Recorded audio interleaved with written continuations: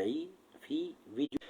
إذا apparemment la connexion ضعيفة شوية توا اللي ريكوبيري. كيف ما قلت إذا نرحب بالسادة المتابعين في فيديو جديدة حول le diagnostic physiothérapique et le traitement physiothérapique d'une autre pathologie. قبل كل شيء نذكر كالعادة أن الفيديو موجه للتثقيف الصحي فقط وما تتجاوز في حتى حالة من الحالات الهدف هذا. ما ننساش نطلب من السادة المتابعين أنهم ما يعاودوش وحدهم لي زيكزيرسيس لي ميثود اللي أنا نبدأ قاعد نحكي عليهم concernant le diagnostic physiothérapique et le traitement physiothérapique. C'est-à-dire وقت لي شخص يبدأ مستحقش يمشي الفيزيوثيرابيوت يمشي الفيزيوثيرابيوت و selon le cas يبدأ قدام le kinésithérapeute. Ce dernier va choisir les méthodes et les exercices اللي راهم هو les plus adéquats concernant le diagnostic physiothérapique et le traitement physiothérapique. ذكر كذلك أنه ما عندي حتى ربح مادي من الفيديو هذا، وحسب رأيي الفيديو هذا ينجموا يعاونوا الطلبة في اختصاص العلاج الطبيعي والتقويم الأعضوي على التأهيل في أنهم يحضروا pour les examens cliniques تونسيين كانوا أو من غير التونسيين. أشكر كالعادة العديد من أخصائية العلاج الطبيعي والعديد من أخصائي العلاج الطبيعي qui ont adopté des protocoles de prise en charge physiothérapique قدمتهم sur ma chaîne YouTube موجهة للتثقيف الصحي فقط. موضوعنا اليوم مهم برشا. Il va s'agir de ce qu'on appelle comment utiliser la stabilisation manuelle passive pour faire vaincre la douleur. إذن si on suppose اللي جانا شخص qui se plaint de douleur lombaire وإلا de douleur au niveau des articulations sacro-iliaques وإلا d'autres types de douleurs. Alors عملنا les tests de diagnostic physiothérapique ولقينا à titre d'exemple أنه عنده une instabilité lombaire. l'instabilité lombaire الأسباب متاعها فما أسباب passive. نعرفوا la stabilisation passive تصير à travers la capsule articulaire, les ligaments, les tendons. La stabilisation active تصير à travers ce qu'on appelle la force musculaire. إذن si on suppose اللي جانا شخص وعملنا les tests de diagnostic physiothérapique ولقيت une instabilité au niveau lombaire. Est-ce que par exemple نقولوا احنا si on suppose encore اللي شخص veut bien que la douleur diminue d'une façon très rapide. طبعا on va utiliser beaucoup de méthodes de traitement physiothérapique inclus ce qu'on appelle la récupération du tonus musculaire. Pour récupérer le tonus musculaire, ça va demander un peu de temps. Alors, comment faire diminuer la douleur presque immédiatement? Immédiatement, mais presque immédiatement. À travers ce qu'on appelle la stabilisation manuelle passive. Alors, je vais vous parler de ça. Sachez, avant de commencer à parler de ce qu'on appelle cette méthode de traitement physiothérapique, la méthode de c'est-à-dire la stabilisation manuelle passive, elle est bonne aussi pour ce qu'on appelle le canal vertébral étroit. À titre d'exemple, canal dorsal étroit ou le lombaire étroit. كذلك pour les hernies discales, les protrusions discales aussi.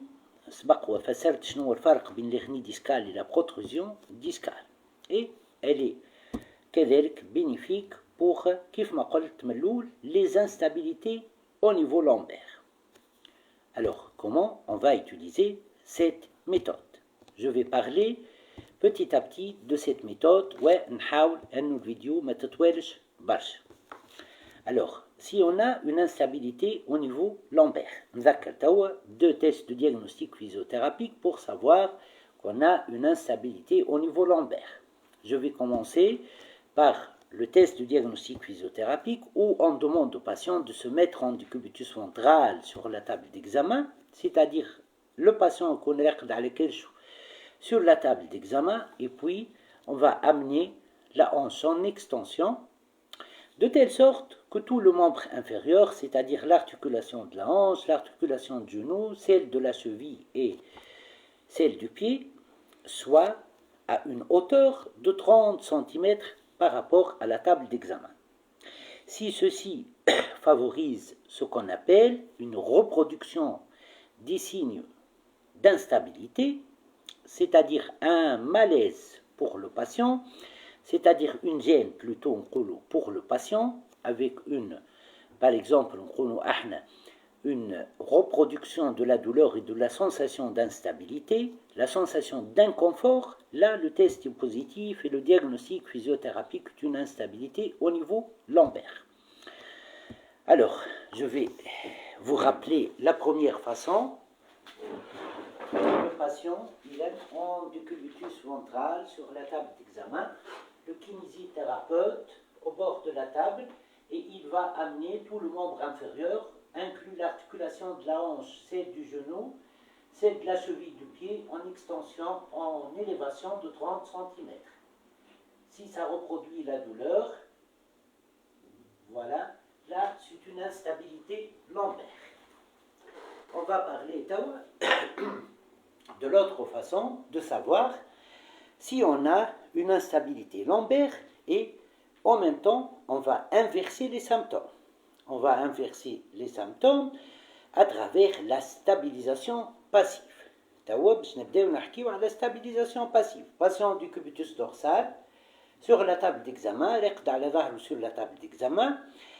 Alors, il va amener la hanche en flexion, extension du genou, puis il va amener le genou en extension. Et là, si on a une sensation de douleur, avec une sensation d'instabilité, une sensation d'instabilité, une sensation de douleur, on va chercher à inverser les symptômes. On va stabiliser manuellement d'une façon passive le rachis lombaire. Regardez mes mains, où est-ce qu'ils vont se placer, ça serait par là, au niveau du rachis lombaire, de part et d'autre, et je stabilise. Voilà. La douleur au niveau du sacro-iliaque. Et là, je suis encore fait l'instabilité, mais cette fois-ci des sacro-iliaques. De même, c'est le même test de diagnostic physiothérapique, mais la sensation d'instabilité et d'inconfort sera au niveau des articulations sacro-iliaques. Et lorsque je vais stabiliser manuellement, je vais mettre mes deux mains au niveau des sacro-iliaques, des deux sacro-iliaques, et je vais refaire l'exercice. Si la douleur diminue d'une façon intense et même modérée, ou si elle disparaît, là, on est devant un diagnostic physiothérapique d'une instabilité au niveau des sacro-iliaques. Et là, c'est la méthode de stabilisation manuelle passive qui a favorisé la diminution de la douleur et de la sensation d'inconfort. De même, pour le rachis lombaire, si en stabilisant manuellement la région du rachis lombaire, la douleur diminue, la sensation d'inconfort diminue, là, on est en présence de ce qu'on appelle une instabilité lombaire et on a pu faire diminuer la douleur et la sensation d'inconfort à travers la stabilisation manuelle passive. Regardez, là, c'est le test de diagnostic physiothérapique. Patient en décubitus dorsal. Il va amener la hanche en flexion avec une extension du genou.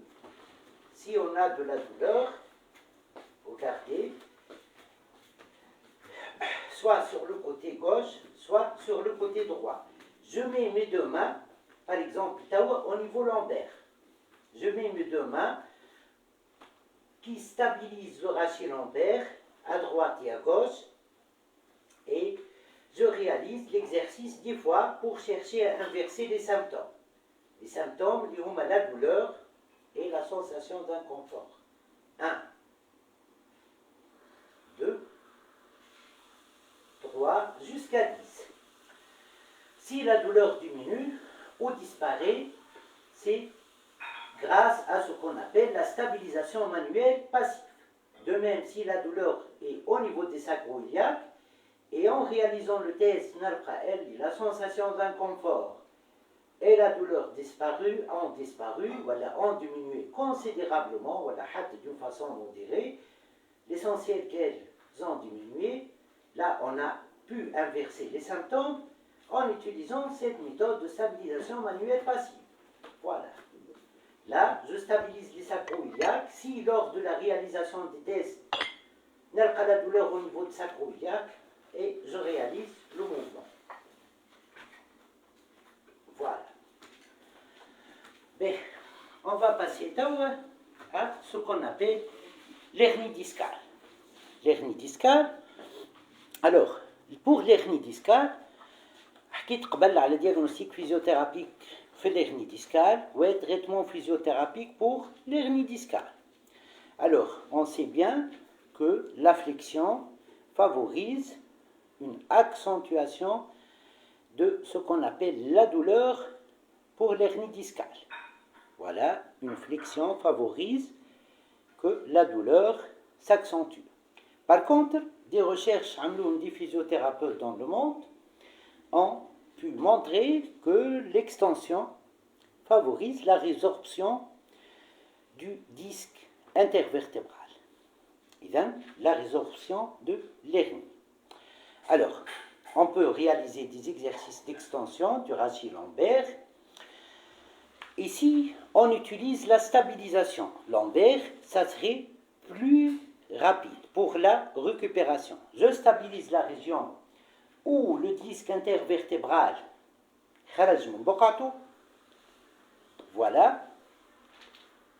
Et je réalise, par exemple, au niveau de L2, par exemple, une J de part et d'autre de L2, je stabilise la région, sauf tout à l'heure pour savoir la région, une J comme ça, au niveau des crétiliaques.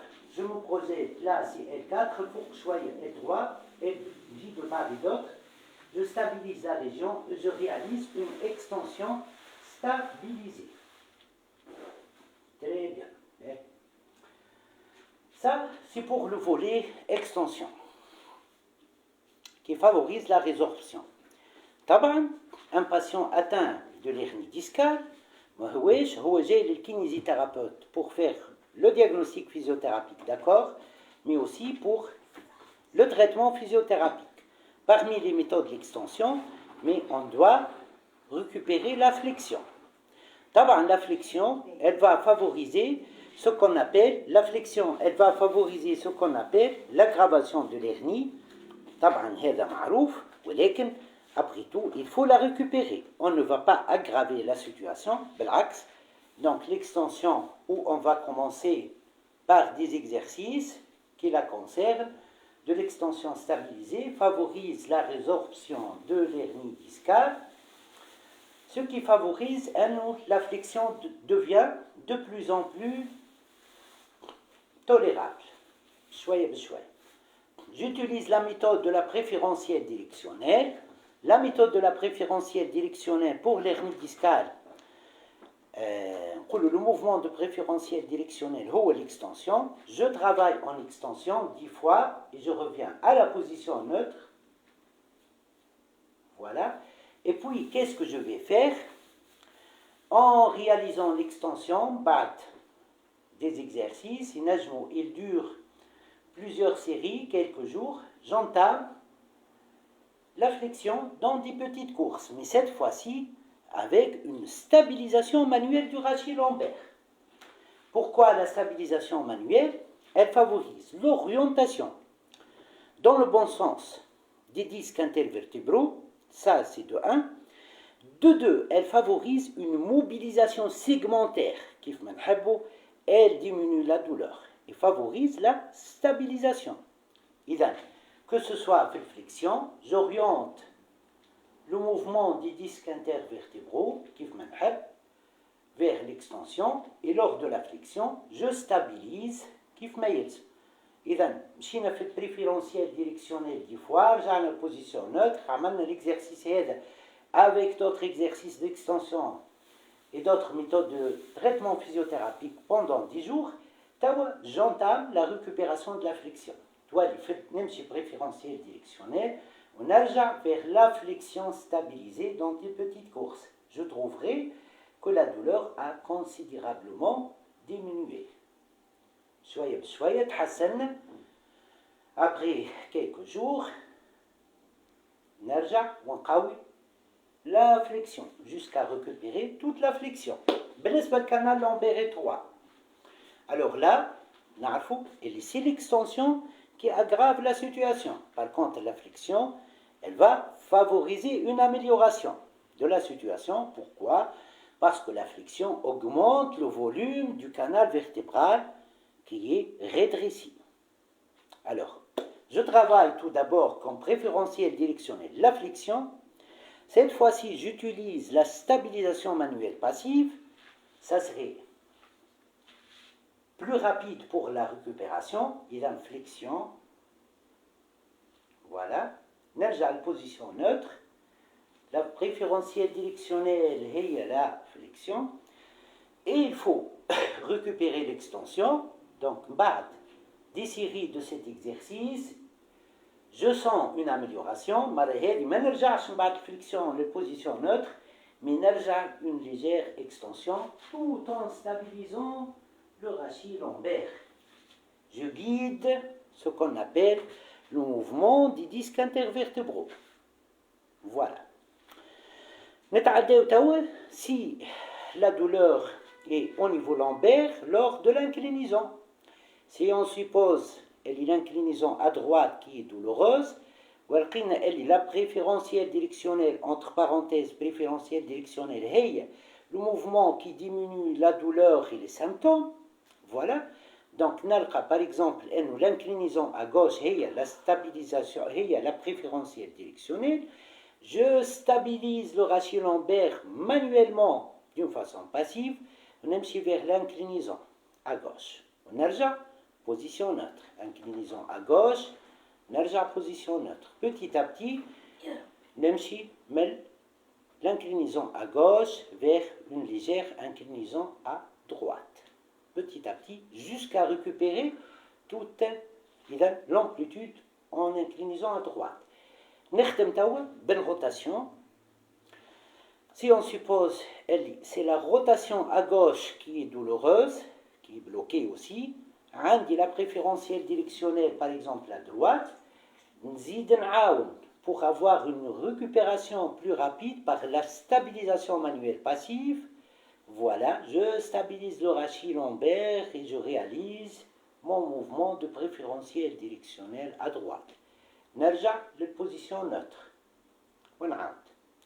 Après des séries de cet exercice, l'amélioration sera nette. Je récupère la flexion, la rotation à gauche. Voilà. Et bien, en utilisant la méthode de stabilisation passive. Manuel passif. Lors de l'embalgie, lors de douleurs sacro-iliaques, lors de l'hernie discale, lors de la protrusion discale, l'hernie discale et la protrusion discale, lors de l'hernie discale, le disque intervertébral sort de sa place avec une interruption de l'anneau fibreux, alors que pour la protrusion discale, le disque intervertébral sort de sa place sans interrompre l'anneau fibreux. Mais dans les deux cas, la stabilisation passive manuelle favorise d'orienter comme il le faut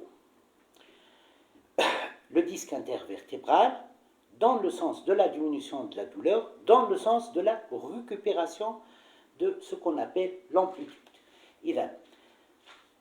Pour le canal lombaire étroit, pour aussi les lumbagos, pour il y a un blocage en lumbago, j'utilise la méthode de préférentiel directionnel, je stabilise le rachis pour accélérer la récupération.